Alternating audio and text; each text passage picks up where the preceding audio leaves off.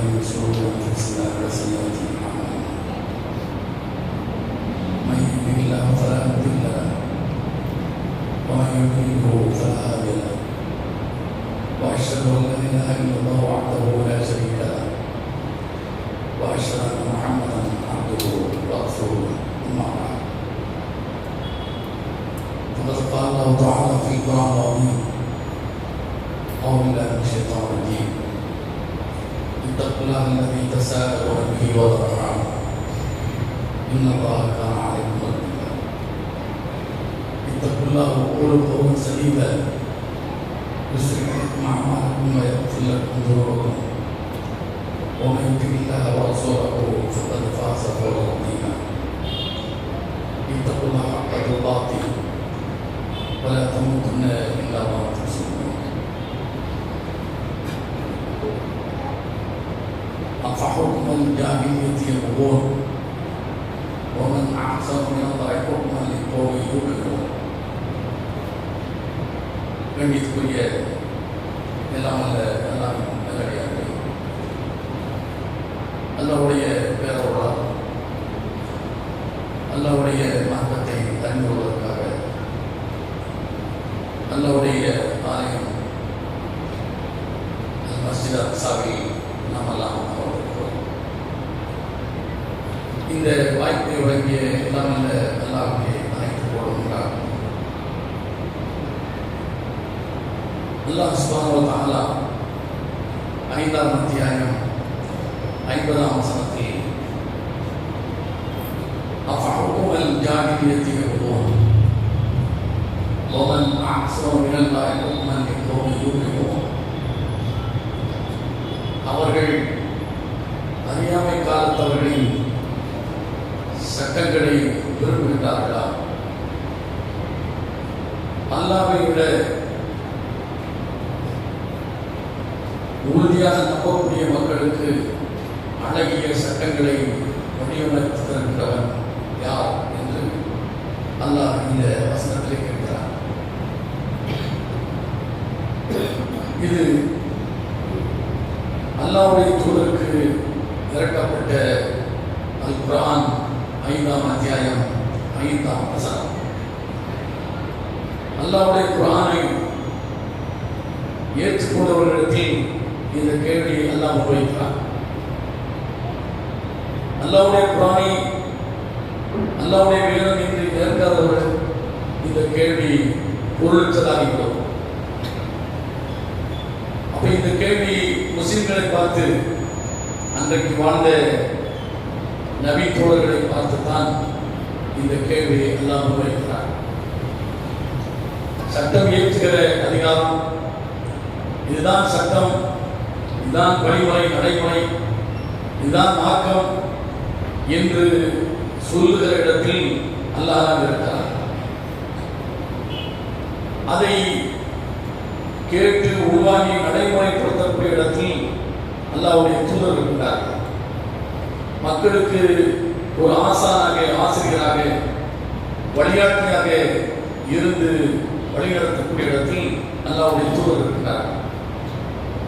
அவர்கள் ஒன்றும் இவர்களுடைய மனவச்சிக்கு விருப்பம் போல் தன்னை சுற்றி இருக்கிற நபி தோழர்களுடைய எண்ணத்திற்கு ஏற்ப அவர்கள் சட்டத்தை இயற்றி வழங்கக்கூடிய இடத்தில் அல்லாஹ்வுடைய தூதர் இல்லை. அல்லாஹ் தான் சட்டங்களை தருகின்றான். அல்லாஹ் தான் மார்க்கத்தை தந்திருக்கிறான். மார்க்கம் அல்லாஹ்வுக்கு சொந்தமானது. அப்படி இருக்கிற போது அல்லாஹ் எதை இந்த வசனத்தின் மூலம் மறைமுகமாக சொல்ல வருகிறான் என்றால், அன்றைக்கு வாழ்ந்த நபித்தோழர்கள் எல்லோரும் வானத்திலிருந்து பொத்தென்று கீழே விழுந்து அப்படியே பிறக்கும்போது முஸ்லீமாக, வளரும்போது முஸ்லீமாக, வாழும்போது முஸ்லீமாக, பரம்பரை பரம்பரை முஸ்லீம்களுக்கு பிறந்தவர்களாக யாரும் வாழவில்லை. இறை தூதர் அவர்கள் உட்பட. அல்லாஹ்வுடைய தூதருக்கு இஸ்லாம் தெரிய வந்தது அவர்களுடைய 40ஆம் வயதில் தான். அதற்கு முன்னர் வரை அவர்களுக்கு இஸ்லாம் தெரியாது. அல்லாஹ் யார் என்று தெரியாது. வேதங்கள் என்றால் என்ன என்று தெரியாது. மறுமையை தெரியாது. ஒன்றும் தெரியாது. அப்படி இருக்கிற போது அல்லாஹ்வுடைய தூதருக்கே மார்க்கம் தெரியாது இருக்கும் போது அவர்களை சுற்றி இருக்கிற மக்களுக்கு எப்படி இந்த மார்க்கம் தெரியும்? இந்த இஸ்லாம் எப்படி தெரியும்? தெரிய வாய்ப்பில்லை. அப்போ அல்லாஹ்வுடைய தூதரின் வழியாக முதலாக அல்லாஹ் இந்த மார்க்கத்தை என்ன செய்கிறான்? கற்றுக் கொடுக்கிறான். அப்போதுதான் அவர்கள் இஸ்லாமை தெரிய ஆரம்பிக்கிறார்கள். அதுவரை அவர்களுடைய பழக்க வழக்கங்கள் எப்படி இருந்திருக்கும்? இஸ்லாம் எதை வெறுத்ததோ, இஸ்லாம் எதை மார்க்கமாக சொல்லவில்லையோ, எது மனிதனுக்கு ஏற்புடையது இல்லையோ, எது அநியாயமாகவும் அக்கிரமமாகவும் அட்டுழியமாகவும் எதுவும் மூட பழக்க வழக்கமாக சடங்கு சம்பிரதாயமாக எதெல்லாம் அந்த மக்களிடத்தில் பொய்யோடி போயிருந்ததோ அதுதான் அவர்களுடைய மதம், மார்க்கம் எல்லாமே. அதிலிருந்துதான் அவர்களை அல்லாஹ்வுடைய தூதரின் மூலமாக மீட்டெடுக்கிறார். இஸ்லாம் என்பது இதுதான் என்று அவர்கள் வழியாகத்தான் அல்லாஹ் அதை மீட்டெடுக்கிறார். அப்படி மீட்டெடுக்கிற போது அவர்களிடத்தில் முழுமையாக 100% அப்படியே முஸ்லீமாக மாறி வந்து விடுவார்கள் என்று நாம் எதிர்பார்க்க முடியாது. கொஞ்சம் கொஞ்சமாக காலப்போக்கில் தான் அவர்களிடத்தில் இஸ்லாமிய நடைமுறைகள், இஸ்லாமிய கோட்பாடுகள், சித்தாந்தங்கள் அவரிடத்தில் நடைமுறைக்கு வரும். அப்படிப்பட்ட ஒரு தருணத்தில் தான் இஸ்லாத்தை ஏற்றதற்கு பிறகு இஸ்லாம் கொஞ்சம் கொஞ்சமாக சிறிய சிறிய இறைத்துவதன் வழியாக மக்களுக்கு சொல்லப்பட்டுக் கொண்டிருக்கிற நேரத்தில் இந்த முஸ்லிம்களாக மாறிய நபித்தோரிடத்தில் இஸ்லாம் காட்டாத சில நடைமுறைகள், சில எண்ணங்கள், சில செயல்பாடுகள் அவரிடத்தில் இருந்திருக்கிறது. அதை சுத்தமாக துடைத்து எறிய வேண்டும் என்பதற்காக வேண்டித்தான் அல்லாஹ் என்ன செய்கிறான்? இந்த வசனத்தின் மூலம் சொல்கிறான். என்ன சொல்கிறான்? அறியாமை காலத்து அவர்கள் நடைமுறைப்படுத்திய சட்டங்களை இவர்கள் விரும்புகிறார்களா? அல்லாஹ் விட அழகிய சட்டத்தை தரக்கூடியவன் யார் என்று நபியை கேளுங்க. உறுதியாக நம்பக்கூடிய, அல்லாஹ்வை உறுதியாக நம்பக்கூடிய மக்களுக்கு, மறுமையை உறுதியாக நம்பக்கூடிய மக்களுக்கு அல்லாஹ்வை விட அழகிய சட்டத்தை வடிவமைத்து தருகின்றவன் யார் என்று அதை கேட்க சொல்கிறான். அல்லாஹ் ஒரு சட்டத்தை தந்ததற்கு பிறகு அதை விட சிறந்த சட்டத்தை உலகத்தில் தரக்கூடிய எவரும் இல்லை என்பதைத்தான் அந்த மக்களுக்கு அல்லாஹ் இந்த வசனத்தின் மூலமாக சொல்கிறான். அந்த மக்களுக்கு சொல்வதன் மூலம் அவர்கள் அன்றைய காலத்தில் அரபு மக்களிடத்தில் இதெல்லாம் பிரயோகிப்பு இருந்ததோ, சட்டமாக, நடைமுறையாக, கலாச்சாரமாக, ஆச்சாரமாக இதெல்லாம் இருந்ததோ அத்தனையும் அது குப்பை தொட்டிக்கு போட வேண்டிய ஒன்று, அது அத்தனையும் தீ வைத்து கொளுத்தப்பட வேண்டியவை என்பதை புரிந்து கொள்ள வேண்டும். அதை தெளிவாக புரிந்தவர்கள் மட்டும்தான் முஸ்லீமாக இருக்க முடியும் என்பதை அல்லாஹ் இந்த வசனத்தின் மூலமாக சொல்லிக் காட்டுகிறார். அல்லாஹ் சுப்ஹானஹு வ தஆலா இன்னொரு வசனத்தில் அல்லாஹ் குறிப்பிடுகிறார். நபிகள் நாயகம் ஸல்லல்லாஹு அலைஹி வஸல்லம் அவர்கள் சொல்லக்கூடிய ஒரு செய்தி ஆயிஷா நாயகி ரலியல்லாஹு அன்ஹா அவர்கள் அறிவிக்கிறார்கள்.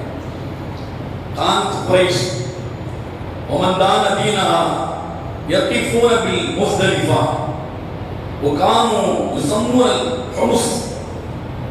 அதாவது ஆயிஷா நாயகி சொல்றாங்க, இது ஒரு சட்டம். இந்த சட்டத்தை அல்லாஹ் எப்படி மாற்றி அமைக்கிறான் என்று நாம் புரிந்து கொள்ள வேண்டும். அல்லாஹ்வுடைய சட்டம் என்பது என்ன, அன்றைக்கு அரபு மக்களிடத்தில் இருந்த நடைமுறை சட்டம் என்ன, அல்லாஹ் அதை எப்படி மாற்றி அமைக்கிறான் என்பதை இந்த செய்தியிலே நாம் பார்க்கலாம். ஆயிஷா நாயகி ரலியல்லாஹு அன்ஹா சொல்றார்கள், கானத் குரைஷ் வமன் தான தீனஹா. குரைஷிகளுடைய நடைமுறையை, மாற்றத்தை, ஆச்சாரத்தை, கலாச்சாரத்தை பின்பற்றக்கூடியவர்களும் யகீஃபூன ஃபில் முஸ்தலிஃபா, முஸ்தலிஃபாவில் போய் என்ன செய்வாங்க? தங்குவாங்க. முஸ்தலிஃபாவில் போய் தங்குவாங்க. வகானு யுஸம்முன ஹும்ஸ். இந்த குரைஷிகள் அவர்கள் ஹும்ஸ் என்று அழைக்கப்பட்டார்கள். ஹும்ஸ் என்று சொன்னால் எதை நம்புகிறார்களோ அதில் உறுதியாக பிடிவாதமாக இருக்கக்கூடியவர்கள், விடாப்பிடியாக இருக்கக்கூடியவர்கள், முரட்டு சுபாவம் உள்ளவர்கள். அப்படிப்பட்டவர்களாக இந்த குறைஷிகள் இருந்தார்கள். இவர்கள் எங்கு போய் தங்குவார்கள்? முஸ்தலிஃபாவில் போய் தங்குவார்கள். அது என்ன முஸ்தலிஃபாவில் போய் தங்குவார்கள் என்றால், ஹஜ்ஜுக்கு போனவர்களுக்கு தெரியும், ஹஜ்ஜு துல்ஹஜ் மாதம் எத்தனாம் நாளிலிருந்து ஆரம்பமாகிறது? துல்ஹஜ் 8 ஆரம்பமாகிறது. 8, 9, 10, 11, 12, 13 6 நாட்கள் தான் ஹஜ்ஜுடைய நாட்கள். அப்போ 8வது நாள் ஆஜிகள் முதல்ல எங்கு போய் அவர்கள் ஒன்று திரள வேண்டும்? மினாவில் போய் என்ன செய்யணும்? ஒன்று கூடணும். 8வது நாள். 9வது நாள் எங்கே போகணும்? அரபாவுக்கு போக வேண்டும். அங்கே ஆஜிகள் எல்லாம் 9வது நாள் அரபாவுக்கு போகும்போது தான் நம்ம இங்கே 9வது நாள் நோம் அரபா நோம்பு நாம என்ன செய்வோம்? நோற்போம். 10வது நாள் எங்கே போவாங்க ஆஜிகள்? 9வது நாள் மாலையே அரபாவுக்கு கிளம்பி மகரிபு நேரத்தில் முஸ்தலிஃபாவில் போய் சேருவாங்க.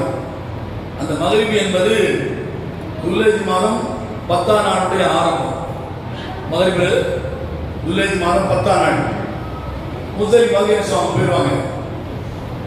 துல்ஹஜ் மாதம் மகரிப் 10வது நாள் மகரிப் இஷா அன்றைய இரவு 10ஆம் நாள் ஃபஜ்ர் வரை அங்கே முஸ்தலிஃபாவில் என்ன செய்யணும்? தங்கணும்.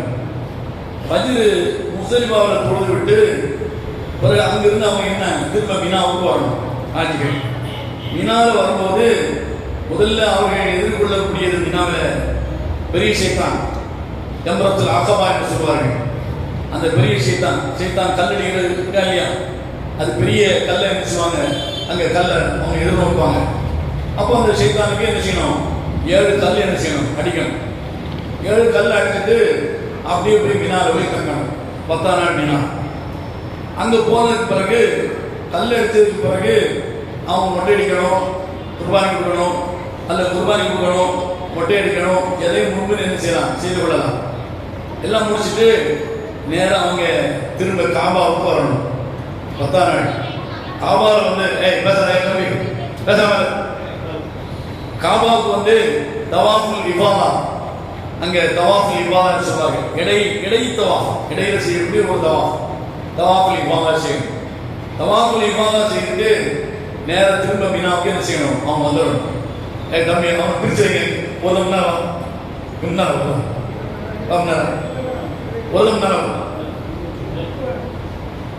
அப்போ மினாவுக்கு வந்து அங்க தங்கணும். 11ஆம் நாள், 12ஆம் நாள், 13ஆம் நாள், இந்த 3 நாளும் மினாவில் 3 நாள் மினாவில் இருந்து அந்த ஷைத்தான் கல் அடிக்கிறதுக்கு என்ன செய்யணும்? போகணும். மினாவில் தான் ஷைத்தான் கல்லே இருக்குது. 3 ஷைத்தான் இருக்கு. சின்ன ஷைத்தான், நடு ஷைத்தான், பெரிய ஷைத்தான். அந்த 3 நாளுமே 3 ஷைத்தானுக்கு என்ன செய்யணும்? 7 கல் என்ன செய்யணும்? அடிக்கணும். இதுதான் ஹஜ்ஜு. 13ஆம் நாள் கல் அடிச்சது. இது எல்லாமே சூரிய உச்சியிலிருந்து சாய்ந்ததுக்கு பிறகு கல் அடிக்க வேண்டும்.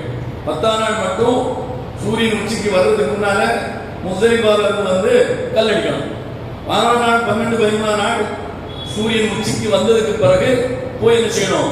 அவங்க சின்ன சைத்தானுக்கு முதல்ல அடிக்கணும், நடு சைத்தானுக்கு 2வது அடிக்கணும், பெரிய சைத்தானுக்கு 3வது அடிக்கணும்.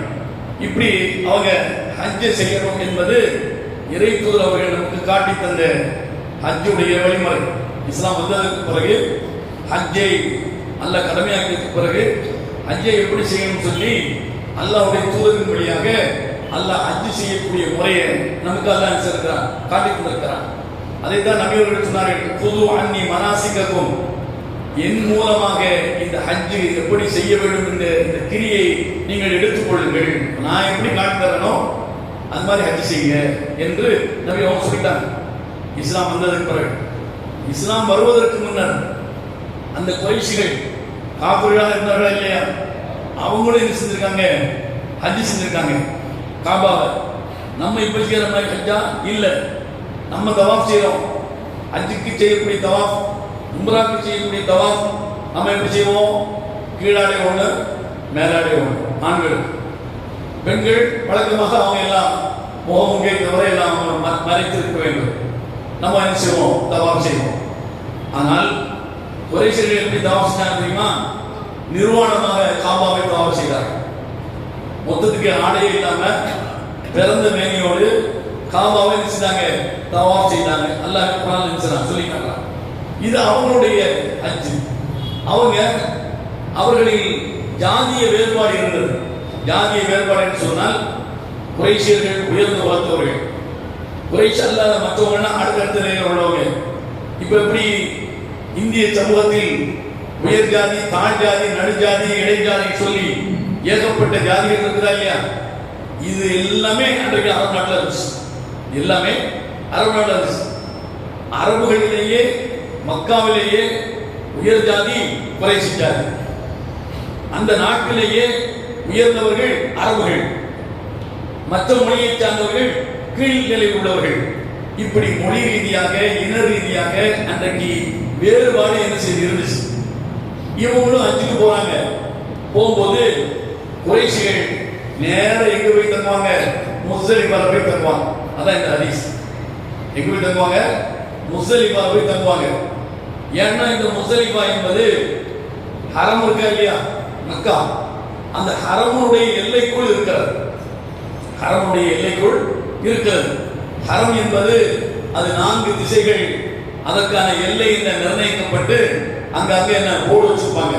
4 திசையிலுமே என்ன ஹரம் எல்லை ஆரம்பம், ஹரம் எல்லை முடிவு அப்படின்னு சொல்லி வச்சிருப்பாங்க. அந்த ஹரம் எல்லைக்குள் முஸ்தலிஃபா இருக்கு. அப்போ ஹரம் எல்லைக்கு வெளியில் அரஃபா இருக்காது. உயர் ஜாதியாக இருக்கிற குறைஷிகளாக இருக்கிற நாம் ஹரம் எல்லைக்குள் இருக்கிற முஸ்தலிஃபால போய் தான் தங்கணும் அப்படி சொல்லி என்ன செய்வாங்க? போய் தங்குவாங்க. குறைஷிகளா இல்லாத மற்ற அரபுகள் இருக்காங்க இல்லையா, மற்ற குடும்பத்துக்காரங்க, இவங்களெல்லாம் முஸ்தலிஃபாவுக்கு அனுமதிக்க மாட்டாங்க. நீங்க அரபா போயிட்டாங்க, நீங்கள்லாம் தாழ் ஜாதி, இடைஜாதி, கீழ் ஜாதி, நீங்க அரபா போயிட்டாங்க, நாங்க தான் என்ன செய்யணும்? முஸ்தலிஃபாவுக்கு இருக்கணும் என்று இப்படி அவர்கள் செய்த ஹஜ், அவர்கள் நம்பிக்கை பிரகாரம் இந்த வழிபாட்டில் ஏற்றத்தாழ்வை அவர்கள் கடைபிடித்து வந்தார்கள். இதைத்தான் ஆயிஷா நாயகி ரலியல்லாஹு அன்ஹா சொல்றாங்க, கானத்து குறைஷ் ஒமந்தான தீனஹா, குறைஷிகளும் அவர்களுடைய மதத்தை, சித்தாந்தத்தை, கோட்பாட்டை யாரெல்லாம் பின்பற்றினார்களோ அவர்களும் யகீஃபூன பில் முஸ்தலிஃபா, முஸ்தலிஃபாவில் என்ன செய்வாங்க? தங்குவாங்க. ஒகான யுஸம்முன ஹூஸ், அவர்கள் தங்களை என்ன ரொம்ப பிடிவாதக்காரர்களாக, எந்த ஒன்றையும் அழுத்தமாக நடைமுறைப்படுத்தக்கூடியவர்களாக இருந்திருக்கிறார்கள். முஸ்லிமா நாங்க மட்டும்தான் தங்கணும் என்பதில் விடாப்பிடியாக இருந்திருக்கிறாங்க. மற்ற எந்த அரபுகளையும் அங்க என்ன செய்ய மாட்டாங்க? அனுமதிக்கவே மாட்டாங்க என்று ஆயிஷா நாயகி சொல்லி காட்டுறாங்க. ஒகான சாயிபுல் அரப் யகீஃபூன பி அரஃபா, மற்ற அரபுகள் அவங்க எல்லாம் அரபாவில் என்ன செய்யணும்? தங்க வேண்டும். மற்ற அரபுகள் எல்லாமே அரபாவில் தங்க வேண்டும் என்று சொல்லிட்டு ஆயிஷா நாயகி சொல்றாங்க, ஃபலம்மா ஜா அல் இஸ்லாம், இஸ்லாம் வந்ததற்கு பிறகு, அல்லாஹ்வின் தூதர் வழியாக இஸ்லாம் நடைமுறைப்படுத்துவதற்கு சொல்லப்பட்டதற்கு பிறகு, அமரல்லாஹு நபியஹு ஸல்லல்லாஹு அலைஹி வஸல்லம், அல்லாஹ் தன்னுடைய நபிக்கு என்ன செய்கிறான்? உத்தரவு போடுகிறான். அல்லாஹ் தன்னுடைய நபிக்கு உத்தரவு போடுகிறான். என்ன உத்தரவு போடுகிறான்? அயதிய அரஃபா ثم يقف بها ثم يفيض منها وذلك قوله تعالى ثم أفيضوا من حيث أفاض الناس. அல்லாஹ்வுடைய தூதர் அல்லாஹ் என்ன சொல்றான்? நேர 9 நாள் அரஃபா போய் தான் தங்கணும். 9 நாள் ஏனைய குறைஷியர்கள் முஸ்தலிஃபாவுக்கு போய் தங்குற மாதிரி நீ தங்க கூடாது. எங்க போயிடணும்? அரஃபாவுக்கு போகணும். அப்போ உன்னை ஏற்றுக்கொண்டவர்கள் முஸ்லிம்கள் யாராக இருந்தாரோ, குறைஷ் குடும்பத்திலிருந்து முஸ்லிமானவங்களா இருந்தாலும் சரி, குறைஷி குடும்பம் அல்லாத குடும்பத்திலிருந்து முஸ்லிமாக மாறினவங்களா இருந்தாலும் சரி, முஸ்லிம் என்கிற பெயரில் இருக்கின்ற அத்தனை பேரும் 9வது நாள் அரஃபாவில் தான் தங்க வேண்டும், அரஃபாவில் தான் தங்க வேண்டும் என்று அல்லாஹ் தன்னுடைய தூதருக்கு என்ன செய்கிறான்? அவன் கட்டளை இடுகிறான். அந்த அரஃபாவில் தங்கியதற்கு பிறகு சும்ம யுஃபீது மின்ஹா, பிறகு அங்கிருந்து தான் முஸ்தலிஃபாவுக்கு செல்ல வேண்டும், பிறகு அங்கிருந்து தான் முஸ்தலிஃபாவுக்கு செல்ல வேண்டும் என்பதை அல்லாஹ்வுடைய தூதருக்கு அல்லாஹ் என்ன செய்றான்? சொல்லி காட்டுகிறான். அதைத்தான் அல்லாஹ் திருக்குர்ஆன்ல சும்மா அஃபீது மின் ஹைது அஃபாவன் நாஸ், நீங்க பிறகு இங்கிருந்து கிளம்பி மக்கள் எங்கிருந்து கிளம்புவார்களோ அது மாதிரி நீங்களும் என்ன செய்ய? கிளம்பி போங்க. அரஃபால இருந்து தான் கிளம்பணும் 9 நாள். பிறகு அங்கிருந்து போய் முஸ்தலிஃபாவுக்கு போய் சேர்ந்து அங்கிருந்து திரும்ப மினாக்கு என்ன செய்ய வரணும்.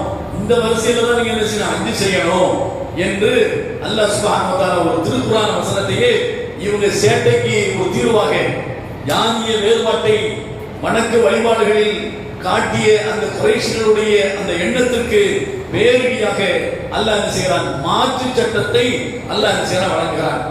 பாருங்க, முஸ்லீம் ஆயாச்சு, ஆனாலும் மனசுக்குள்ள என்ன இருக்குது, அந்த ஜாதிய வித்தியாசம் இருக்கு. நான் உயர்ந்த குடும்பத்தில் வந்த குறைஷி குடும்பத்தில் நான் இஸ்லாத்துக்கு வந்திருக்கேன்.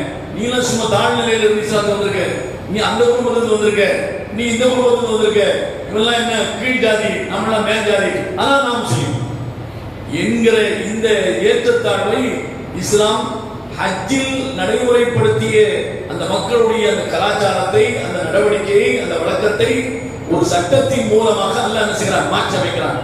மாற்றி அமைக்கிற போது அரஃபாவில் கருப்பனும் அரஃபா தான் வரணும், வெள்ளையனும் அரஃபா தான் வரணும், குறைஷி அரஃபா தான் வரணும், குறைஷி அல்லாஹ் அரஃபா தான் வரணும். உலகில் கலிமா சொன்ன அத்தனை பேருமே 9 நாள் எங்கே வரணும், அரஃபாவுக்கு தான் வர வேண்டும். மனிதர்களிடத்தில் எந்த ஏற்றத்தாழ்வும் இல்லை. அல்லாஹ்வுடைய சன்னிதானத்தில் அனைவரும் என்ன, அவனுக்கு அடிமைகள் தான். யாரும் உயர்ந்தவன் கிடையாது, யாரும் தாழ்ந்தவன் கிடையாது என்கிற இந்த சமத்துவ கோட்பாட்டை அல்லாஹ் அந்த மக்களுக்கு இருந்த அந்த பழமையான ஒரு சட்டத்தை மாற்றி அமைப்பதன் மூலம் அல்லாஹ் நிலைநிறுத்திருக்கிறார். அப்ப இவ்வளவு பெரிய ஒரு சட்டத்தை எந்த ஆட்சியாளனாலும் என்ன செய்ய முடியாது, தரவே முடியாது. நீங்க பார்க்கிறோம், விஐபிக்குன்னு என்ன தனியா டிக்கெட்டு, விஐபி கோயிலுக்கு போறதுக்கு தனியா ஒரு வழி, எல்லாரும் முன்னெடுத்து நிற்பாங்க. எல்லாரும் காசு கொடுத்து என்ன ஜாமியை போய் பார்க்கணும், காசு கொடுத்து தான் ஜாமியை பார்க்கணும், டயத்துக்கு தான் ஜாமியை தோற்று நினைச்சுவாங்க, கண்ணை காட்டுவாங்க, மற்ற நேரங்களே என்ன இழுத்து பூட்டிடுவாங்க, கருவறை இழுத்து நினைச்சவங்க பூட்டிடுவாங்க. ஓடோமா இல்லை தெரியல என்ன செய்யணும், ஜாமியை எட்டி பார்த்து என்ன செய்யணும், போகணும். இதே விஐபியா இருந்தா அங்க இருக்கிற பூஜாரி, அங்க இருக்கிற அஜர்த்து என்ன செய்வாரு, தலப்பா கட்டிக்கிட்டு கும்பத்தோட என்ன வந்து கும்ப மரியாதை கொடுத்து வரவேற்று சாமியை பக்கத்தையும் போய் தொட்டு கும்பிடுற மாதிரி என்ன செய்வாங்க, நிறுத்திடுவாங்க. ஒரு சாமானியன் இப்படி செய்ய முடியுமா, ஒரு சாமானியன் போக முடியுமா, முடியாது. இப்படித்தான் ஏனைய மதத்தினுடைய வழிபாட்டு முறைகள் இருக்கிறது. வழிபாட்டிலே ஏற்றத்தாழ்வு, வழிபாட்டிலே ஜாதிய அதாவது பார்வை. இஸ்லாம் அந்த ஜாதிய பார்வையை ஏற்றத்தாழ்வை ஒரு சட்டத்தின் மூலம் என்ன அதை துடை தெரிந்தது. இன்னைக்கு பள்ளிவாசல்ல வந்து நாம தொழுகிறோம், இங்க யாரு உயர்ந்தவன், யாரு தாழ்ந்தவன், யாரு முன்னாடி வர்றாங்க அவங்களும் உயர்ந்தவங்க, யாரு கடைசி வந்து சாம சொல்ல வர்றாங்க அவங்க தாழ்ந்தவங்க. அப்படிதானே இல்லையா?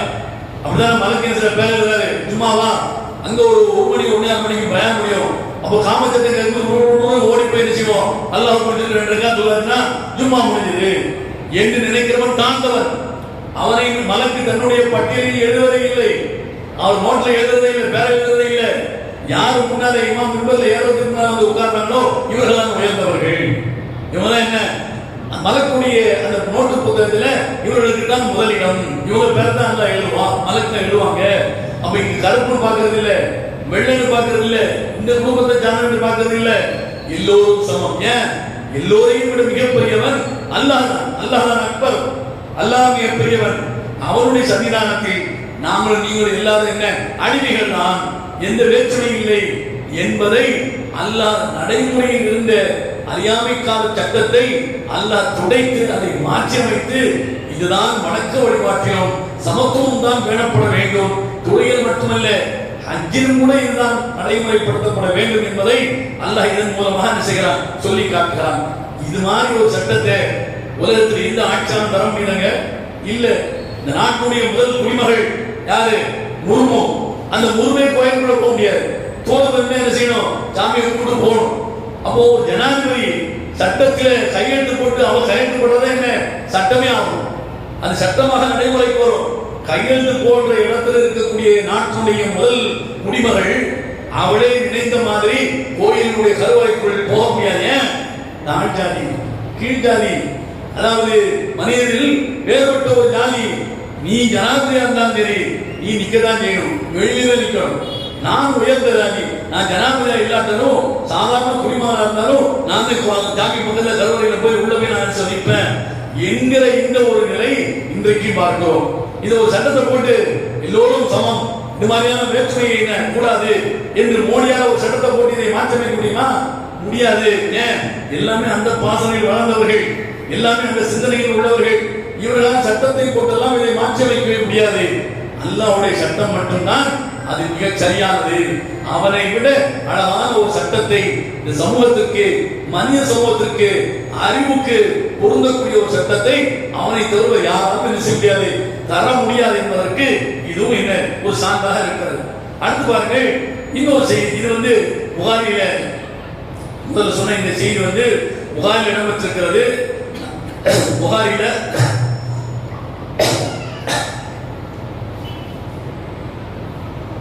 4520வது ஹதீஸாக இடம்பெற்றிருக்கிறது.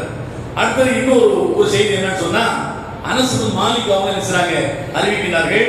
இதுவும் என்ன, அதாவது முஸ்லிமில 507வது ஹதீஸாக இடம்பெற்றிருக்கிறது. அனஸ் பின் மாலிக் சொல்றாங்க, அன்னல் யஹூத் கானு இதா ஆவத்தில் மர்ஆ ஃபீஹிம் லம் யுஆக்கிலுஹா வலம் யுஜாமியுஹுன்ன ஃபீ புயூத். யூதர்கள், மதீனாவை சுற்றி வாழ்ந்தவங்க எல்லாம் யாரு? யூதர்கள் தான்.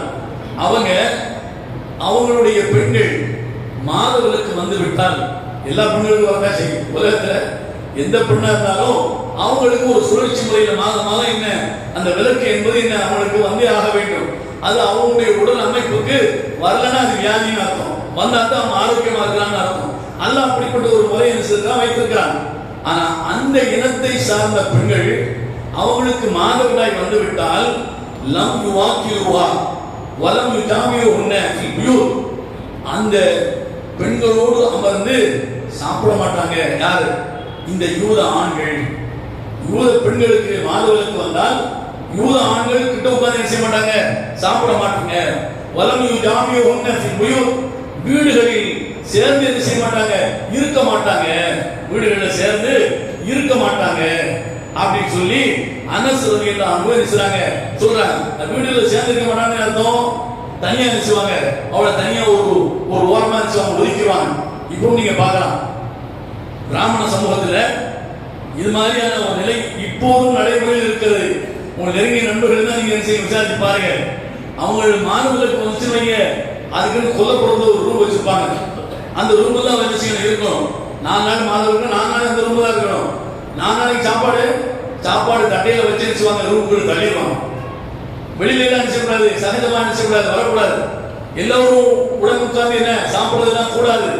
அந்த ரூம்ல தான் இருக்கணும். தனியா போய் கொள்ளைக்கு போய்க்கணும், தனியா அந்த ரூம்ல தங்கிக்கணும், தனியா உட்கார்ந்து சாப்பிடணும். யாரோடும் சகஜமா நினைச்சக்கூடாது, இருக்கக்கூடாது, விலக்கி வைத்து விடுவார்கள்.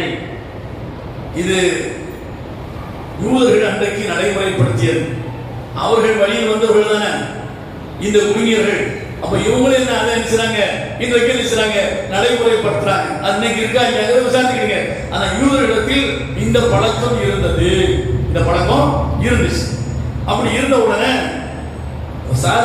நபி ஸல்லல்லாஹு அலைஹி வஸல்லம் அல்லாஹ்வுடைய தூதரிடத்துல சஹாபாக்கள் கேட்கிறாங்க, அல்லாஹ்வின் தூதரே, இப்படி ஒரு பழக்கம் இருக்குது, நம்ம பொம்பளைகளையும் அது மாதிரி செய்யலாம் தானே?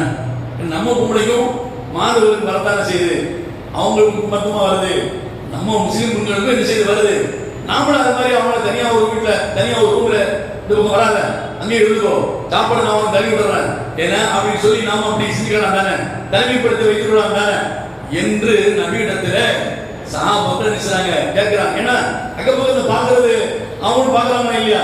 அக்கப்பக்கத்தை பாக்குறது நம்மளும் என்ன செய்யறோம், முஸ்லீமா இருந்து மேலோடுக்கார அப்படி செய்யறாங்க, நம்ம கீழோடுக்கார நம்மளும் அப்படிதான் செய்யணும். கீழோடுக்கார எப்படி செய்யறாங்க, எழுதுக்கார அப்படி செய்யறாங்க, நாமளும் அது மாதிரி ஏன் அவன் முஸ்லீம் தானே நானும் முஸ்லீம் தானே, அதான் அவன் செய்யறத நாம செய்யணும், நாம செய்யறது அவன் செய்யணுங்கிற மாதிரி நாம எப்படி இருக்கிறோமோ இதே நாளை பக்கத்துல இன்னொரு சமூகம் இருக்குது வைங்க, அவங்கள்ட்ட என்ன கலாச்சாரம் இருக்கோ அதை கேட்டு நம்ம என்ன செய்வோம். என்ன கலாச்சாரம்? கல்யாணம் வந்துச்சு வைங்க, அங்க பொம்பளை நினைச்சுவாங்க, மஞ்சள் கயிறு போடு நறுக்கு நினைச்சோம், 3 கெட்டு நினைச்சோம் முடிச்சு போடுவாங்க. இங்க சாப்பிட கிழமை கொண்டு வந்து என்ன செய்யறது, கருக முடியும் என்ன 3 முடிச்சு போட்டு இங்க பொம்பளைங்க முஸ்லிம்கள் அவங்க பெண்களுக்கு நினைச்சுவாங்க தாலியை கட்டுறது, அங்க மஞ்சள் இங்க வந்து கருப்பு. ஆக அங்கோட பழக்கம் இங்க நமக்கு அப்படியே என்ன செய்வோம். அங்க குழந்தை இல்லாத ஒரு பெண்ணு இருக்கான்னு வைங்க, அவளை முக்கியமான நிகழ்ச்சிகளுக்கு என்ன செய்யக்கூடாது, கலந்து கொள்ளக்கூடாதுன்னு சொல்லிடுவாங்க. கணவன் அந்த பெண்ணு இருக்கான்னு வைங்க, அவளை என்ன செய்யக்கூடாது, கல்யாணத்துக்கு நீ போக கூடாது, ஏன்னா அது வந்து தோஷம், ஆனா அது மோசம், நீ வீட்டுல உட்காந்துக்க அப்படின்னு சொல்லி சொல்லுவாங்க, உட்கார வச்சுருவாங்க. அதே மாதிரி இங்கே நம்மகிட்ட பிள்ளை இல்லாத பிள்ளையா இருந்தா கல்யாணத்துக்கு வரக்கூடாது, கணவன் இழந்தவளா இருந்தா வரக்கூடாது என்று அங்க என்னென்ன இருக்கிறோ அப்படி நம்மளும் நினைச்சிடும் இங்க உள்வாங்கிறோம். ஏன் நம்மளை சுத்திக்குள்ள அம்மா இருக்கிறாங்க, அப்ப இந்த மாதிரியான ஒரு பழக்கம் இன்று நேற்றுல நபியுடைய காலத்திலே இருந்தது. சஹாபாக்கள் நினைச்சாங்க, ரசூலோட கேட்கிறாங்க, நாமளும் அந்த மாதிரி படிக்கலாமா அப்படின்னு. அப்படி கேட்ட உடனே நபிகள் நாயகம் ஸல்லல்லாஹு அலைஹி வஸல்லம் அவர்களுக்கு கோபம் வந்துச்சு. என்னடா இது, முஸ்லிமா வந்ததுக்கு அப்புறம் அவனை மாதிரி நடக்கணும்னு சொல்லி கேட்கறாங்களே, இவங்க என்ன கணக்கில் கேட்கறாங்க அப்படின்னு சொல்லி நபி அவங்களுக்கு கோபம் வந்துச்சு. நபி அவர்கள் அதற்கு என்ன விடை சொல்வது? அவங்களுக்கு முன்னாள் தெரியாத, முன்பின் தெரியாத, இஸ்லாம் அவங்களுக்கு தெரியாது, அவங்க எந்த கல்லூரியிலும் படிக்கல, எந்த கலாசாலை பல்கலைக்கழகத்தில் படிக்கல, அல்லாஹ் உணவனா சொல்லி கொடுத்துதான் இஸ்லாத்தை தெரிஞ்சவங்க. அதைத்தான் அவங்க சொன்னார்கள். அப்ப இந்த மாதிரியான ஒரு கேள்விக்கு அல்லாஹ்வுடைய தூதர் விடை சொல்லணுமா இல்லையா? அப்ப அவங்க கேள்வி கேட்டாங்க, உடனடியாக விடை சொல்வதற்கு அல்லாஹ் விடையை அவர்களுக்கு என்ன செய்யறான், சொல்லி கொடுக்கிறான். என்ன சொல்றான்? எஸ் அது உனக்கு அலி மஹீத், நபியே மஹீதை பற்றி உங்களிடத்தில் கேட்கிறார்கள். மஹீத் என்று சொன்னால் ஹை என்று சொன்னால் மாத விலக்கு. மாத விலக்கு காலத்தில் எப்படி நடந்து கொள்வது, என்ன மாதிரி செய்வது என்பதை குறித்து அவர்கள் கேட்கிறார்கள். குல், நபி அவங்களுக்கு சொல்லுங்க, ஹுவ அதன், அது ஒரு என்ன இடர், அது ஒரு இடர். அந்த இடர் வரும்போது ஃபஅதஸிரு நிஸா ஃபில் மஹீத், பெண்களை அந்த காலத்தில் உறவு வைத்துக் கொள்வதை மட்டும் என்ன செய்யுங்க, விட்டுருங்க. அதாவது கணவன் மனைவியாக இணைவதை மட்டும் என்ன செய்யுங்க, செய்யாதீங்க. ஏன், ஏற்கனவே அது வரும்போது அவங்களுக்கு ரொம்ப என்ன உடல் ரீதியாக என்ன ஒரு வகையான நச்சரிப்பு இருந்துகிட்டே இருக்கும், மன ரீதியாகவும் அவங்களுக்கு என்ன ஒரு வகையான எரிச்சல் இருந்தோடே இருக்கும். அப்ப இந்த மாதிரி எரிச்சலும் நச்சரிப்பும் இருக்கக்கூடிய அந்த நேரத்தில், உடல் ரீதியாக அவர்கள் இது மாதிரி பலகீனப்பட்டு போகக்கூடிய நேரத்தில் கணவன் மனைவியாக என்ன செய்யாதீங்க, சேராதீங்க, கூடாதீங்க, அதை விட்டுருங்க, மத்த எல்லாம் செய்யுங்க, நீங்க செய்து கொள்ளுங்க என்ற விடையை அந்த மக்களுக்கு சொல்லுங்கள், என்ற விடையை அந்த மக்களுக்கு சொல்லுங்கள் என்று அல்லாஹ் இந்த வசனத்தை என்ன செய்கிறான், இறக்கி காட்டுகிறான். ஃபஅதல் இன்சாஃபில் மஹீத் என்று அல்லாஹ் இந்த வசனத்தை சொல்லி காட்டுகிறான். சொல்லிட்டு நபிகள் நாயகம் ஸல்லல்லாஹு அலைஹி வஸல்லம் திரும்ப இந்த வசனத்துக்கு விளக்கமாக அல்லாஹ் வசனம் சொல்றானே இல்லையா, அப்ப இதை எப்படி இந்த மக்கள்கிட்ட சொல்வது? சொல்றாங்க, இஸ்னஉ குல்ல ஷைஇன் இல்ல நிகாஹ். அல்லாஹ்வுடைய தூதர் அவங்க வார்த்தையால சொல்றாங்க, நீங்க நிக்காஹை தவிர மற்ற எல்லாம் செய்து கொள்ளுங்கள். உங்க வீட்டுல உங்க பெண்களுக்கு உங்க மனைமார்களுக்கு மாதவருக்கு வந்தால் நிக்காஹ் மட்டும் கூடாது. நிக்காஹ் என்று சொன்னால் உறவு வைத்துக் கொள்வது, இந்த உறவை தவிர மற்ற எல்லாம் உங்களுக்கு அனுமதிக்கப்பட்டது என்று நபிகள் நாயகம் ஸல்லல்லாஹு அலைஹி வஸல்லம் அவங்க என்ன சொன்னாங்க, சொல்லிடுறாங்க. இதை தாண்டி கூட உட்கார்ந்து சாப்பிடுறது சாப்பிட்டுக்கோ, போறது போய்க்கோ, வர்றது வந்துக்கோ, சகஜமாக இருந்து கொள்ளலாம், அதுல எந்த தடையும் இல்லை என்பதைத்தான் அல்லாஹ் இந்த வசனத்தின் மூலமாக நபிக்கு என்ன செய்யலாம், சொல்லி கொடுக்கிறாங்க. இப்போ இந்த வசனத்தையும் சொல்லிட்டாங்க, இதை எப்படி நடைமுறைப்படுத்தணுங்கிறதை ரசூலுல்லாஹ் என்ன செய்றாங்க, சஹாபாக்கள் சொல்லிட்டாங்க. ஃபபலக தாலிகல் யஹூத், இந்த தகவல், இப்படிப்பட்ட ஒரு செய்தி யூதர்களுக்கு போய் சேர்கிறது. யூதர்களுக்கு போய் சேருது. ஏன், அவங்க கடைபிடித்த வழக்கத்தை மாற்றி அமைக்கும் முகமாக முகமதுக்கு இப்படி ஒரு வசனம் இறங்கிருச்சு, இப்படி நடந்து கொள்ளுங்கள் அவர் சொல்லிட்டாரு என்கிற இந்த தகவல் யூதர்களுக்கு போய் சேர்ந்த உடனே காது யூதர்கள் சொல்றாங்க, மா யுரிது ஹாதர் ரஜுல், இந்த முகமதுக்கு என்னாச்சுன்னு தெரியலையே, நாம என்ன சொன்னாலும் நேரா ஏடிபியால என்ன செய்யுது, எல்லாத்தையும் சொல்றது. நாம கலெக்ட் பண்ணோம்னா நீங்க எல்லாம் பேக்காக போப்பா, கேட்க போறீங்க, தெக்காக போ அப்படின்னு சொல்லி நம்ம சொன்னா வடக்காக போப்பா, எப்ப பார்த்தாலும் நாம சொல்றதுக்கு நேர எதிர்மறையாகத்தான் என்ன இந்த முகமது சொல்லி கொண்டிருக்கிற மானி ஹாதர் ரஜுல் ஐயதா மின் அம்ரினா ஷைஅன் இல்லா காலபனா ஃபீஹி. அவங்க சொல்றாங்க, எந்த செய்தியை சொன்னாலும் எந்த நடைமுறை எடுத்துக்கொண்டாலும் நமக்கு மாற்றமாக நடக்க வேண்டும் என்றுதான் இந்த முகமது சொல்கிறார். இந்த முகமதுடைய வேலையே யூதர்களாகிய நமக்கு மாற்றமாக நடக்கணும் என்பதுதான் இவங்களுடைய வேலையா இருக்குது என்று முகமதை பற்றி அந்த யூதர்கள் சொல்றாங்க. சொன்ன உடனே உசைத் இப்னு ஹுதைர் உபாத் இப்னு பிஷ்ர் ரெண்டு சஹாபாக்கள் சொல்றாங்க, வர உள்ள தள்ளி வராங்க, பின்னால அப்படி வாசலிக்கிறாங்க, உள்ள தள்ளி வாங்க, இடம் பள்ளியாசல் உள்ள வாங்க அப்படின்னு அப்படியே போவாங்க, உள்ள வாங்க பள்ளியாசல் உள்ள வாங்க, ஜும்மா சொல்ல வந்தாச்சு உள்ள வந்துருங்க. அப்ப இந்த ரெண்டு சஹாபாக்கள் என்ன செய்றாங்க, உள்ள தள்ளி வாங்க. இந்த ரெண்டு சஹாபாக்கள் ரசூலுல்லாஹ் என்ன செய்றாங்க, வராங்க. வகால யா ரசூலுல்லாஹ், அல்லாஹ்வின் தூதரே, இன்னல் யஹூத் தகூல், யூதர்கள் இப்படி சொல்றாங்க, யூதர்கள் இப்படி சொல்றாங்க. என்ன சொல்றாங்க, கதா ஓ கதா, இந்த முகமது எப்போ பார்த்தாலும் நமக்கு மாற்றமாக சொல்றாரு, நமக்கு மாற்றமாக நடக்கிறாரு என்று யூதர்கள் இப்படி நினைச்சாங்க, பேசிக் கொள்கிறார்கள் என்று ரெண்டு சஹாபாக்கள் வந்து நினைச்சாங்க சொல்றாங்க. ரெண்டு சஹாபாக்கள் யாரு? ஒன்று உசைத், இன்னொன்று உபாதா. இந்த ரெண்டு பேரும் வந்து ரசூலுல்லாஹ் நினைச்சாங்க. சொல்லிட்டு அவங்க இதை சொல்வதனுடைய நோக்கம் என்ன?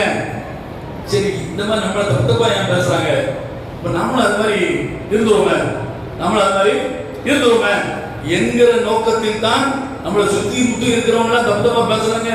அந்த மாதிரி பேச்சுக்கு நாம இடம் கொடுக்கணும், நாமளும் அவங்க மாதிரி இருந்து போலாம என்ற தகவலை சொல்வதற்கு தான் இந்த ரெண்டு பேர் வந்து ரசூலுல்லாஹ் வந்து நினைச்சாங்க. இப்படிலாம் வந்து யூதர்கள் பேசிக் கொள்கிறார்கள் என்று சொல்லிட்டு அவங்க சொல்றாங்க, பலா நுஜாமி உன்ன நாமளும் இந்த மாதவருக்கு வந்த நேரத்தில் பெண்களோடு உறவாடாமல் இருந்தால் என்ன, அவன் கூட உட்கார்ந்து சாப்பிடாம இருந்தா என்ன, அவன் கூட சும்மா படுத்தாம இருந்தா என்ன, அவன் கூட உட்கார்ந்து பேசாம இருந்தா என்ன, அவங்கள அந்த நேரத்தை மட்டும் தனிமைப்படுத்தினால் என்ன என்று இந்த ரெண்டு சஹாபாக்கள் ரசூலுல்லாஹ் நினைச்சாங்க. சொல்றாங்க, நீங்க சொன்ன இந்த சட்டத்தை அவங்களும் கேட்டுட்டு தப்பா உங்களை இந்த மாதிரி பேசுறாங்கன்னா அதை தாங்கிட முடியல, போக்கிட முடியல அப்படின்னு சொல்லி அவங்க நினைச்சாங்க. ரசூலுல்லாஹ் வந்து சொன்னாங்க, ரசூலுல்லாஹி ஸல்லல்லாஹு அலைஹி வஸல்லம் அல்லாஹ்வுடைய தூதருடைய முகம் உடனே சிவந்து விட்டது. அவங்க சொந்தமா சொன்னாங்களா இந்த சட்டத்தை? இல்ல, அல்லாஹ் சொன்னதை, அல்லாஹ் இப்படி இந்த மாதவிலக்கை பற்றி கேட்கிறார்கள், அதனுடைய சட்டம் இதுதான் என்று அவர்களுக்கு சொல்லுங்கள் என்று அல்லாஹ் சொன்ன சட்டத்தை தான் நபி அவங்க சொன்னாங்க. அதை விட்டுட்டு அவன் இப்படி பேசுறான், இவன் இப்படி பேசுறான், மேலோட்டுக்காரன் அப்படி சொல்றான், கீழோட்டுக்காரன் என்ன திட்டுறான், உள்ள குழப்பவாதி எல்லாம் ஏண்டிக்கு போட்டு எப்ப பார்த்தாலும் நத்தோட போட்டு என்ன, அதாவது கூடாதுங்கிறது, கொடி எடுக்க கூடாதுங்கிறது, சட்டம் போட்டு கூடாதுங்கிறது, எப்ப பார்த்தாலும் இந்த சொல்லியா பாத்துக்கிட்டே இருக்கான் என்று எல்லோரும் பேசுறாங்க என்பதற்காக நான் சட்டம் எடுத்துக்கிறீங்க, கொடி எடுத்துக்கிறீங்க, கவலை போய் போட்டுங்க, அங்க பூஜைக்கு சந்தனத்தை எடுத்து சாப்பாடு நாசாக்குள்ள எடுத்து சாப்பிடுங்க என்று சொல்ல முடியுமா? சொல்ல முடியாது. அப்போ நபிகள் நாயகம் ஸல்லல்லாஹு அலைஹி வஸல்லம் அல்லாஹ்வுடைய சட்டத்தை மாற்றி நான் எப்படி சொல்ல முடியும்? இப்படி சொன்ன உடனே அவங்களுக்கு அப்படியே கோபம் வந்துருச்சு. அது மூஞ்சில என்ன, நபியுடைய முகத்தில் அது செய்து அப்படியே வெளியே காட்டுது. கோட்னோ நபிகள் நாயகம் ஸல்லல்லாஹு ஹத்தா வனன்னா அன்கது வஜத அலைஹிமா ஃபஹரஜா. இவங்க பார்த்தாங்க, ஐயோ அல்லாஹ்வுடைய தூதர் கடுமையா கோபப்பட்டாங்க, நம்ம இன்னும் ஏதாவது ஒரு நடந்துரும், நம்ம இடத்துக்காக போயிடும் அப்படின்னு சொல்லி அந்த ரெண்டு சாப்பிடும் என்ன துண்டக்கான துணியை சொல்லி வெளியே அடிக்க நினைச்சாங்க, போயிட்டாங்க. வெளியே அடிக்க பின்வாங்கி நினைச்சாங்க, போறாங்க. ஃபஸ்தக்பலஹுமா ஹதியத்து மின் லபன் இல நபி ஸல்லல்லாஹு அலைஹி வஸல்லம். அந்த தருணத்தில் நபிக்கு ஒரு அன்பளிப்பா கொண்டு நினைச்சாரு, பாலை கொண்டு போய் கொடுத்தார். பாலை கொண்டு கொடுத்தார். பாலை கொடுத்த உடனே ஃபஅர்ஸல ஃபி ஆஸாஹிமா, அந்த ரெண்டு பேரும் திரும்பி போறாங்க இல்லையா, அந்த ரெண்டு பேரும் போய் கூட்டுவோம் அப்படின்னு சொல்லி ரசூலுல்லாஹ் நினைச்சாங்க, ஒரு ஆள் நினைச்சாங்க, அனுப்புறாங்க. அவர் போய் அந்த ரெண்டு பேரும் திரும்பி போறாங்க, எப்ப வாங்க ரசூலுல்லாஹ் கூப்பிடுறாங்க, என்ன வந்து கேட்டு போங்க அப்படின்னு சொல்லி அந்த ரெண்டு பேரும் நினைச்சாங்க. கூப்பிட்டு வந்த உடனே நபிக்கு ஏற்கனவே பால் அன்பளிப்பா வந்திருக்கா இல்லையா, அந்த பால் அந்த ரெண்டு பேரும் நான் குடிக்கப்பா அப்படின்னு சொல்லி சத்தாவுமா இந்த ரெண்டு பேரும் இந்த பால் நினைச்சாங்க. நபி அவங்க கொடுத்தாங்க. அரபா அன்னம் எந்த அலையுமா, அப்பதான் அவங்களுக்கு தெரிஞ்சிச்சு, இல்ல வேடப்பா நம்ம மேல அல்லாஹ்வுடைய தூதருக்கு கோபம் போயிடுச்சு, என்ன நம்ம மேல கோபப்பட்டு ஏதோ நடந்துன்னு நம்ம நினைச்சோம், ஆனா என்ன அவங்க நம்மள போனால திருப்பி கூப்பிட்டு பால்லாம் இருந்தாங்க, அவங்களுக்கு நம்ம மேல கோபம் இல்லை என்று புரிந்து கொண்டார்கள் என்பதை முஸ்லிம்ல 507வது ஹதீஸாக இது பதியப்பட்டிருக்கிறது. பாருங்க, அன்றைக்கு சுற்றி இருந்த மக்களிடத்தில், சமுதாயத்தில, பெண்களிடத்தில, குடும்பத்தில நடக்கக்கூடிய நடைமுறை பழக்க வழக்கங்கள் அது பண்டு தொட்டு கடைபிடிக்கப்பட்டு வந்திருக்கிறது. அந்த பண்டு தொட்டு கடைபிடிக்கப்பட்டு வந்த அந்த நடைமுறை அல்லாஹ்வுக்கு ஏற்புடையதா இல்லையா, அல்லாஹ்வுடைய மார்க்கத்துக்கு அது ஒத்து வரக்கூடியதா இல்லையா என்பதை அல்லாஹ் தீர்மானித்து, அப்படி அல்ல, அது பெண்களுக்கு வழக்கமாக மாசோடு வரக்கூடிய ஒரு இடது என அது ஒரு என்ன ஒரு ஒரு அசுத்தம். அந்த நேரத்தை ஒட்டுமொத்தமாக அந்த பெண்ணிடத்தை இப்படி வந்து அதாவது புறக்கணிப்பது என்பது அது மனித நாகரிகத்திற்கு ஏற்புடையதல்ல என்ற சட்டத்தை அல்லாஹ் தான் என்ன செய்யலாம், நபிக்கு சொல்லி கொடுக்கிறான். இவ்வளவு நேர்த்தியாக என நூக்கன் காரணர் ஒவ்வொரு வகையிலும், ஒவ்வொரு கோணத்திலும், எல்லா வகையிலும் இந்த மக்களுக்கு சட்டத்தை மிக நேர்த்தியாக, அறிவுபூர்வமாக, ஆக்கப்பூர்வமாக தரக்கூடியவன் மனிதன் நிச்சயமாக இருக்க முடியாது. அது மனிதனை படைத்த அல்லாஹ் மட்டும்தான் இந்த சட்டத்தை தர முடியும் என்பதை இந்த செய்தி நமக்கு உணர்த்துகிறது. புரிந்து செயல்படுகிறவர்களாக அல்லாஹ் உங்களை மாற்றிடுவாங்க. வாசல் அல்ஹம்துலில்லாஹி ரப்பில் ஆலமீன்.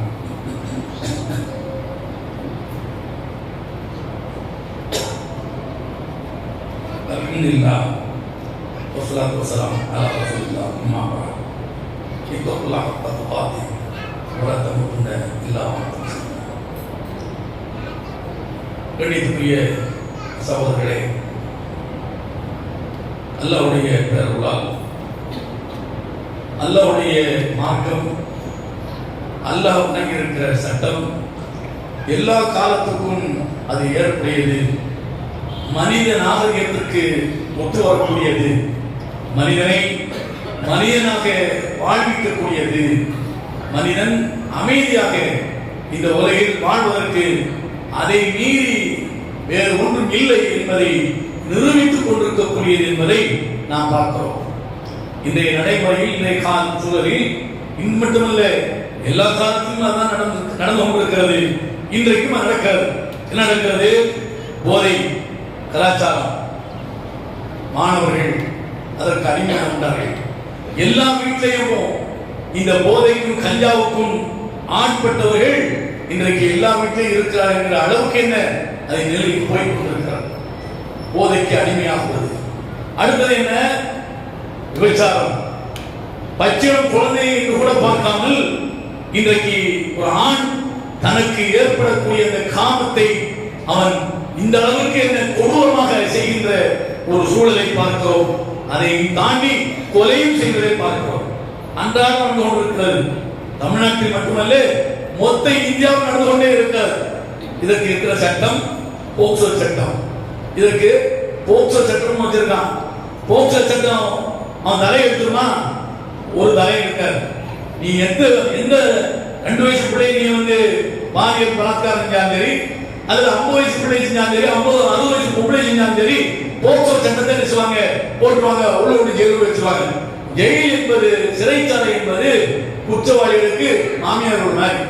நாமளாவது உழைத்து சம்பாதிக்கக்கூடிய, நாமாவது வசதி வாய்ப்பு இருக்கக்கூடிய நாமாவது 1 மணிக்கு தினசரி சாப்பிட முடியுமா? சாப்பிட முடியாது. 1 மணிக்கு சாப்பிடுவோமா? சாப்பிட முடியாது. ஒரு நாளைக்கு 1 மணிக்கு சாப்பிடுவோம், ஒரு நாளைக்கு 3 மணி ஆயிடும், ஒரு நாளைக்கு 4 மணி ஆயிடும், ஒரு நாளைக்கு சாப்பிட முடியாம போயிடும். எல்லாம் தயாரா இருக்கும், சாப்பாடு இருக்கு, வசதி இருக்கு, வாய்ப்பு இருக்கு. ஆனால் என்ன, டயத்துக்கு ரொம்ப சாப்பிட முடியாது. இது வசதி வாய்ப்பு உள்ளவனுக்கு இருக்கக்கூடிய நிலை. ஆனா சிறையில் இருக்க மாதிரி அவனுக்கு கரெக்டா 12 மணிக்கு டிக்கெட் மணி அடிக்கும் போது சாப்பிட அவனுக்கு சாப்பாடு வந்துடும். அதே மாதிரி 6 மணிக்கு இரவு சாப்பாடு வந்துடும். அப்போ ஸ்நாக்ஸ், பத்திரிக்கை, டிவி எல்லா ஒப்புத்தனமும் உள்ள இருந்துச்சு பண்ணிக்கலாம். வெளி தொடர்பு தவிர மற்ற எல்லாமே உள்ள. இந்த போக்சோ சட்டத்தில் சிறைப்படுத்தப்படுகின்றவர்கள் அவங்க 3 வருஷமா, 10 வருஷமா, 15 வருஷமா, எவனா ஒரு செத்த தலைவன் பிறந்தாள், அவன் திரும்ப பிறக்க போதில் அவன் ஏற்கனவே போய் சேர்ந்தாச்சு, அந்த தலைவனை நினைவு கொண்டு பிறந்தாள் என சிறப்பாக அவனை இது மாதிரி சிறையில் அவர் நடந்து கொண்டதால அவனை விடுதலை செய் அப்படின்னு சொல்லிடுவாங்க. ஒரு 10-20 பேர் வெளியில போன பாட்டு 10 அவன் திரும்ப அடுத்த செஞ்சு போக்சோவின் உள்ளே போய் சேர்ந்து கொள்வார். ஏன் இங்க கிடைக்கிறவங்க அந்த அற்புதமான என சொகுசான ஒரு வாழ்க்கை சிறையில் என்ன செய்ய கிடைக்கும். அப்ப இந்த மாநிலன்ற இந்த சட்டத்தால் இந்த குற்றங்களை என்ன செய்ய முடியல, தடுத்து நிறுத்த முடியவில்லை. போதை ஒழிக்க முடியல. போதை போதை போதைங்கிறார்கள். இறக்குமதி செய்யறதே அம்பானி அதானி தான் இருக்கிறான். முத்ரா துறைமுகம் வழியாக தான் உள்ள வருது. அப்ப இந்த வியாபாரம் தான் என்ன கொடியேற்றி பறக்கிறது. இதன் மூலம் தான் பெரும் பணக்காரர்கள் இருக்கிறாங்க, கார்பரேட்டுகள் இருக்கிறாங்க, நிறைய சம்பாதிக்கிறாங்க. எவன் எட்டு போனா என்ன, ஆட்சியாளர்கள் இதற்கு என்ன பச்சை குடி காட்டுகிறார்கள். அப்ப இவர்கள் மக்களுடைய நலனில் அக்கறை இல்லாதவர்கள். ஏன் அவங்க தானே சட்டத்தை ஏற்றுறாங்க. குடிகாரா இருக்கிறவன், போதைக்கு அடிமையானவன், கொலகாரன், கொள்ளக்காரன், ஊழல்வாதி, இப்படிப்பட்டவர்கள் தான் என்ன எம்பிக்களாக இருந்து சட்டம் ஏற்கிறார்கள். அவங்க சட்டம் எப்படி இருக்கும், அவங்களை பாதுகாக்கிற மாதிரி. நாளைக்கு அவன் குற்றவாளியாக அவன் சிறைபிடிக்கப்பட்டால் அவன் மேல வழக்கிறார் வந்து சுமைங்க அவன் உள்ள போயிடக்கூடாது. அப்ப அவனையும் பாதுகாக்கிற அடிப்படையில் தான் இது மாதிரியான சட்டங்களை நினைச்சுவாங்க, நிறைவேற்றுவாங்க. அப்ப மனித சட்டங்களால் இந்த மாதிரியான பெரும் குற்றங்களை சமூகத்தில் இருக்கக்கூடிய இந்த அதாவது குற்றங்களை ஒரு காலம் என்ன செய்ய முடியாது, அதை தடுத்து நிறுத்தவே முடியாது. என்ன சட்டத்தை கொண்டு வா, நிச்சயமா முடியவே முடியாது. ஏன்? உச்சபட்சமான தண்டனை இஸ்லாம் சொல்வது என்ன? மரண தண்டனை. யாருக்கு? திருமணம் முடித்தவன் விபச்சாரம் செய்தால் உச்சத்தில் நிறுத்தி அவனை கொலை செய்ய வேண்டும். இந்த தண்டனை இந்த அரசாங்கம் செய்யுமா? திருடனா கையை வெட்டணும் செய்யுமா? இதுதான் உச்சபட்ச தண்டனை. இதை செய்தால் குற்றங்கள் குறையும். இதை செய்தால் குற்றங்கள் குறையும். அல்லாஹ்வுடைய தூதர் காபாவில் நிழல்ல ஒரு தலைக்கு ஒரு சின்ன தலையை வச்சுக்கிட்டு போர் டென்ஷன் அப்படி சாங்கி எடுக்கிறாங்க. கப்பாவின் அறுத்து வர்றாங்க. அல்லாஹ்வின் தூதரே, அல்லாஹ்வோட உதவி துவா செய்யுங்க, எங்களுக்காக துவா செய்யுங்க, எங்களை ரொம்ப கடுமையாக துன்பப்படுத்துறாங்க, ஏன்னா உயிரை மேலும் போட்டிருக்க அந்த அளவுக்கு எதிரிகள் துன்பப்படுத்துறாங்க, அல்லாஹ்ட்ட எங்களுக்காக துவா செய்யுங்க, அல்லாஹ்ட்ட எங்களுக்கு உதவி கேளுங்க அப்படின்னு சொல்லி வந்து சொல்றாரு. அவர் நபீல் நாயகம் சுருக்கமாக சொல்றேன். நபீல் நாயகம் சொல்ல அவர் என்னப்பா அந்த அளவுக்கு உங்களுக்கு கொண்டு கொடுத்தாங்க, உங்களுக்கு முன்னால வாழ்ந்தவங்க என்ன செய்ய தெரியுமா? இரும்பு சீப்புகளால் சதை வேறு எலும்பு வேறாக என்ன கிழித்து கொலை செய்தார்கள். குழி தோண்டி அவனை உள்ள இறக்கி மரம் அறுக்கிற ரம்பத்தால் தலையினுடைய மையப்பகுதியை வச்சு மரத்தை இருக்கிற மாதிரி ரெண்டா அறுத்து கொலை செய்தார்கள். எதுக்காக? இஸ்லாமை ஏற்றுக்கொண்டதற்காக, அல்லாஹ்வை நம்பியதற்காக வேண்டி. அந்த அளவுக்கு அவங்களை குற்றப்படுத்திட்டாங்க, அந்த அளவுக்கு அவங்களை கஷ்டப்படுத்திட்டாங்க. இல்லையே, ஏன் அப்படி அவசரப்படுறீங்க? நிச்சயமா அல்லாஹ் நிச்சயமா உதவி செய்வான், அவசரப்படாதீங்க என்று சொல்லிவிட்டு நபி அவங்க சொல்றாங்க, ஒரு காலம் வரும், அந்த காலத்தில் ஒரு பெண் தன்னந்தனியாக சனா என்கிற ஊரிலிருந்து ஹதரமௌத் என்கிற ஊருக்கு தன்னந்தனியாக புறப்பட்டு போவாள். எந்த அச்சமின்றி, எந்த உயிர் பயமின்றி, எந்த உடமை பயமின்றி, திருட்டு பயமின்றி, கொலை பயமின்றி, கொள்ளை பயமின்றி, விபச்சார பயமின்றி தன்னந்தனியாக ஒரு பெண் பயணித்து போவாள். எங்கிருந்து? கடையிலிருந்து சென்னைக்கு போவாள், காஷ்மீரிலிருந்து கன்னியாகுமரிக்கு போவாள். அப்போ இந்த மாதிரியான ஒரு காலம் வரும். அல்லாஹ் அந்த காலத்தில் நிச்சயமாக இந்த மார்க்கத்தை முழுமைப்படுத்தி விடுவான். இந்த மார்க்கத்தை முழுமைப்படுத்தி விட்டால் எந்த உயிர் பயமும் இருக்காது, எந்த உடைமை பயமும் இருக்காது, சட்டத்தின் ஆட்சி நடக்கும், எந்த வகையிலும் அச்சப்பட வேண்டிய தேவையில்லை. அந்த காலம் விரைவில் வரும் என்று சொன்னார். அல்லாஹ்வுடைய தூதர் உயிரோடு இருக்கிற போதே அந்த சட்ட ஆட்சியை நடைமுறைப்படுத்தி அந்த மக்களுக்கு உயிருக்கும் உடமைக்கும் உத்தரவாதத்தையும் பாதுகாப்பையும் வழங்கினார்கள். அந்த சட்டம் தான் இந்த மனித சமூகத்தில் ஆட்கொண்டிருக்கிற இந்த கொடுமைகளுக்கெல்லாம் தீர்வாக இருக்க முடியும்.